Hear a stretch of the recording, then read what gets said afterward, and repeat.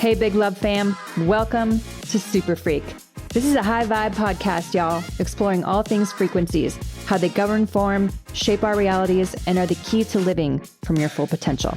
It's non-woo convos about super woo shit, unpacking what I call the science of self, from body and soul literacy to the power of understanding vibration, higher consciousness, quantum physics, and spiritual psych. Let this podcast become a resource for you on your journey to self-mastery. If you're curious and ready to free your mind, unlock the body, and truly become limitless, then you're in the right place. I'm your host, Talie. This is SuperFreq, awakening for the next gen. Let's go. All right, everybody, let's get into this week's episode. So I'm going to start this off by saying that if you are in a hallway, okay, if you don't know, if you don't have clarity, if you're unsure about next steps, if you're in a state of paralysis and you kind of loop between clarity paralysis, and then you have judgment for that, you are not alone. This is part of what has been the aggregate of this week's sessions.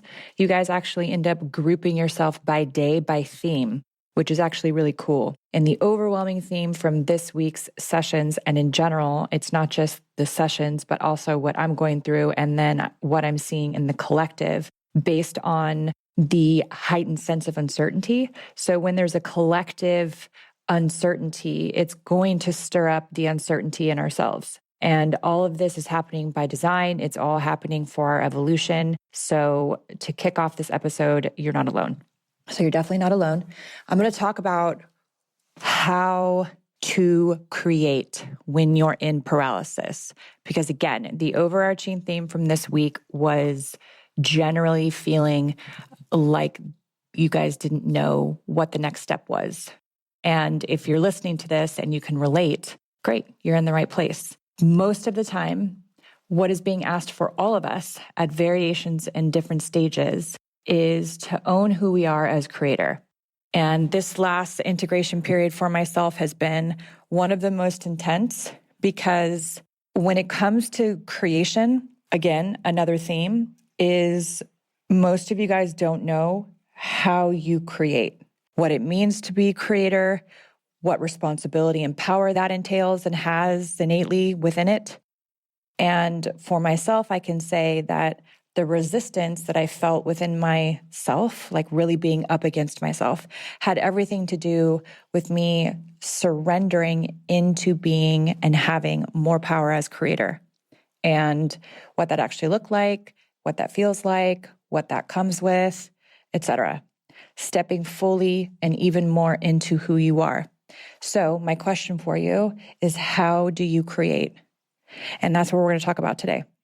So for me, for example, I'll just share my experience because I don't really hear enough people who are in spaces of podcasting or having a point of view or perspective that are claiming to be experts talk about in a very authentic way their process when they don't know.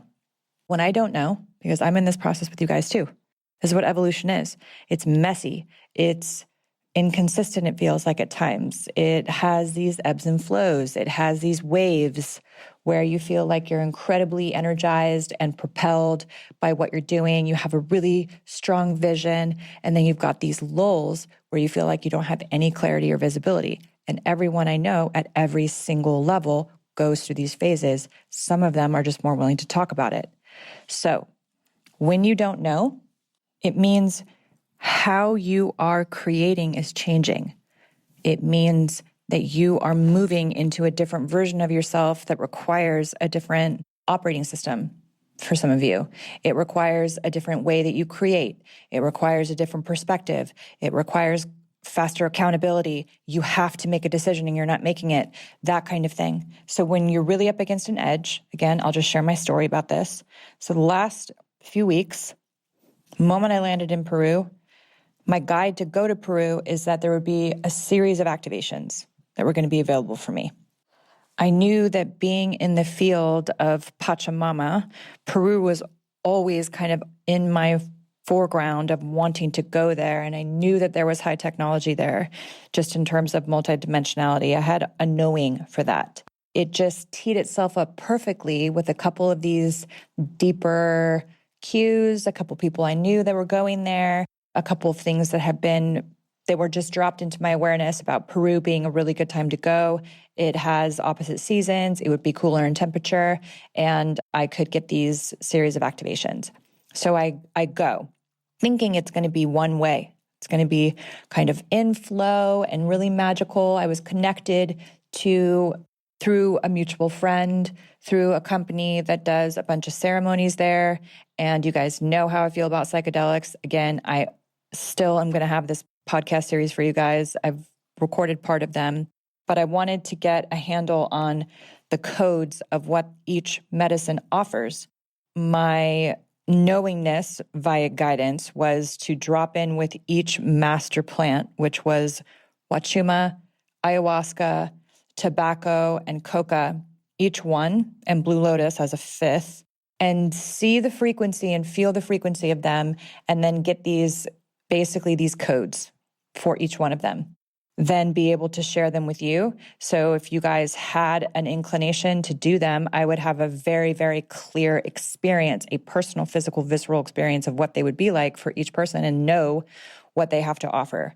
So that was my initial intention, was to go and sit with each one of these medicines, high jungle, all these different things for a month and have this incredible expansive experience and then come back and integrate back in the States. Well, that did not happen. When I landed there, it was just a series of unraveling.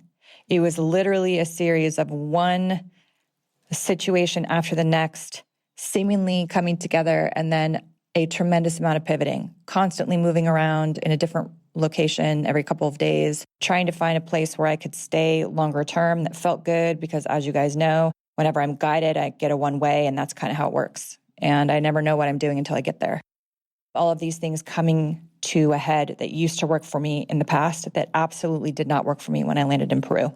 So when I arrived in Cusco, about a week after I arrived in Peru through Lima, I arrived at the location about a week early before the initial ceremonies were going to start, thinking that I would just kind of be in this great environment and would have a location to stay for a week and could explore Cusco on my own time. And all of it unraveled, from the person hosting the retreat to everyone that I saw, to the things that were presenting themselves to me that was like deep levels of reflection of talk about major pivot. I think I'm going in one direction, and the inversion of that pattern, of all of those patterns and all those experiences reveal themselves to me. However, being in that location and in that field, the downloads happened anyways. It was extremely hard physically because you're in a very high altitude and you have to climatize, and the breathing is very labored. So I was dealing with that for a period of time. Then you have the energy grid line, which is very different. So I had no sleep. So between the no sleep for 4 or 5 days, which lasted a couple of weeks, I was getting deeply downloaded with plant medicine information. So long story short is, through a very rigorous period of moving around, changing directions, meeting different people, kind of having to pivot, go here, there, and everywhere else, I was able to get the information I needed, but in a very different way, because I surrendered to the process of just having it feeling hard a little bit at the time, but I knew that I was getting information. So long story short, I literally have the experience of what every single master plant feels like. I have all of the coded information. So down the road, I'll be doing a series of like frequency meditations on each master plant, and all of the land's information has everything to do with how to integrate and be with nature, but how to integrate technology with nature. Loads of councils there, high councils. Machu Picchu had a lot of information. The Temple of the Sun, the Temple of the Moon, having the full moon there. There was just a lot of energy moving. And then the root chakra being at Titicaca, that grid line coming in. And so I'm still integrating from all of that. But I say this because inside of all of that, whenever I get stuck, my inclination is to continue to ask for where the guidance is. Ask, okay? Because when I don't know and I can't see and I don't have reflection, I'm going to ask questions until it's either downloaded into me or I'm guided or led to information or what have you. However, how I create, which is very instructive for me now because I had to start from scratch. So when I'm stuck and up against an edge, and this is what I want to help you guys and instruct you guys to do is, or just guide you towards it, is you need to start where you are. Start with where you are and start with what you know and go back to basics. So I blew everything up. I blew everything up after I had got dragged for a while. You're going to get vortexed into yourself, whether you like it or not, when you do this work. You are literally going to get vortexed in. So I say that because you're going to have to let go at different layers constantly all the time, or you will get dragged. And I totally got dragged until I finally let go. I started with where I am and I started with what I know. Here's what I know. I know this, and this so far. And I made sure that physically I was in a place where I felt like I could rest. I could have access to meals, right? Good food, baseline level stuff. And then just sat still and received and allowed myself to be in the moment of not knowing, just allowed myself to receive what that felt like. I had to blow up everything I thought I wanted, I thought I wanted to experience in this location change, everything I thought I am, all of it. I had to create a brand new 0 point. Because if you don't know, all of us, when we don't know, that reptilian aspect of our brain will go into overdrive around keeping you safe at all costs, which means keeping you in a lesser experience of your potential. The feeling brain is going to feel overwhelmed and be in response to a childhood pattern. This limbic aspect is going to kick in. It's the second brain. The third brain is like this logic, prefrontal cortex aspect that's going to try to mechanically check off things on a list to keep you in a safe place as well. So again, the brain is not a creative producer. It's a quantum processor. So when it comes to creating for me, I constantly have to go back to the if. I am in nothing. I am constantly creating in the moment. If I did know, what would that look like? If I did have clarity, what would that look like? If I could be in a location that felt good to my body, what would that look like? And I just got back into the body space because what I think I like and what I think I want is going to not be necessarily in resonance with what my body wants. My body has to lead when I'm in paralysis because the nervous system will not be able to relax if the body is tight. This goes down to how your environment informs your DNA. When it comes to creation, we can override anything, but it's a lot harder to do that if you're in a hyper triggering fear response or if you're moving through a pattern and you don't have the space to allow yourself to truly drop in to a deep integration period. So when it comes to creation, do you know how you create? Meaning, are you a visual person? Are you a direct manifester? You have to feel it, know it, taste it. You have to have the senses absolutely heightened in order for you to be able to show up, to facilitate the level of discipline that's needed to show up, produce the actions through inspiration, to consistently have that vision that you're creating for your life be bigger, so big that it can pull you through those integration periods. Like you have a deeper vision. If you don't know what that deeper vision is, start with where you know what you can do and allow yourself to be open and flexible to what can show up for you. Again, just start with where you are and start with what you know. So are you a direct manifester or a creator? Do you have to see a template of maybe what something else is doing, somebody else is doing, and then iterate from that? Maybe that feels really good for you as you are, as a creator. You want to start with what you see around you and then you iterate from that. Or are you the type of creator that is really, really spontaneous? You don't know unless you arrive somewhere. You're not going to know how you like a place unless you get there physically. It's very visceral. You have to go into the experience to see it, feel it, know it, and taste it, to see if you like it. That's more of a spontaneous, indirect type of creator. This is where I live. I live a little bit here. I can live in both places, but again, what's being asked of me now, and this is why I get really frustrated, which is why I was really frustrated for a while the last few weeks, even a couple of months, is that level of creation when I'm in a place where I don't know or see is an extremely frustrating experience because you have to integrate and die in places that are new constantly.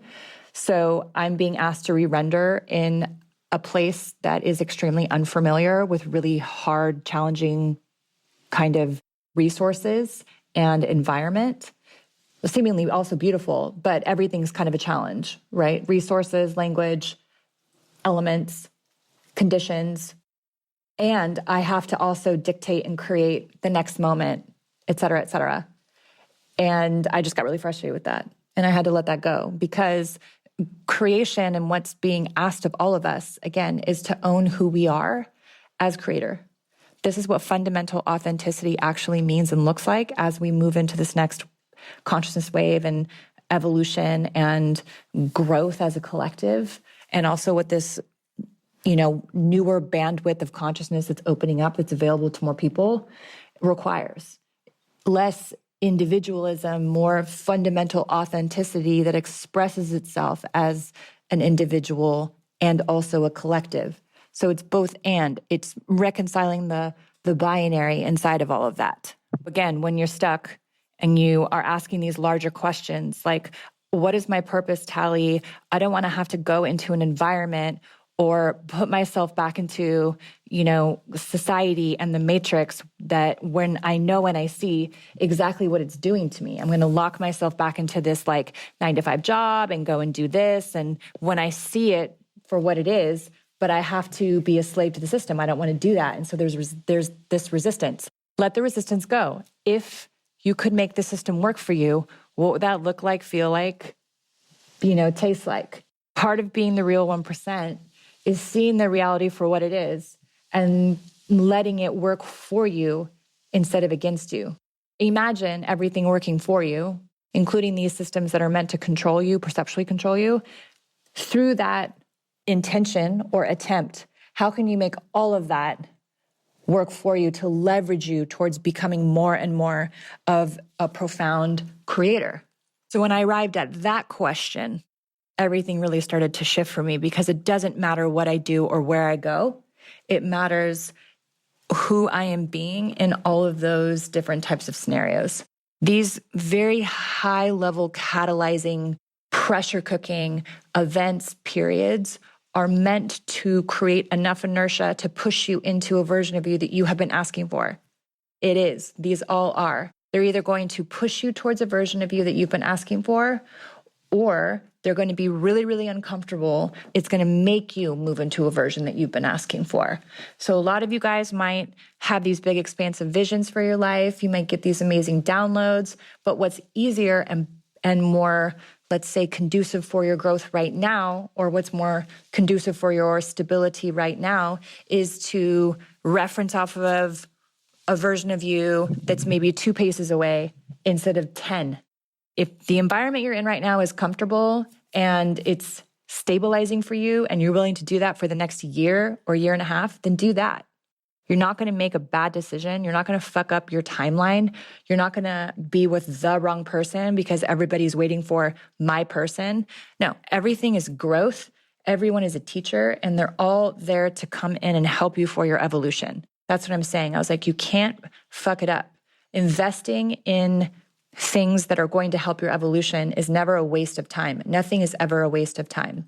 When we let that go and we just enjoy the journey of being able to experience and have these feedback loops presented to us and have these different rubs in relationships and have people leave and then have them reemerge into our lives, when we really step into the flow of the journey, then that is the destination.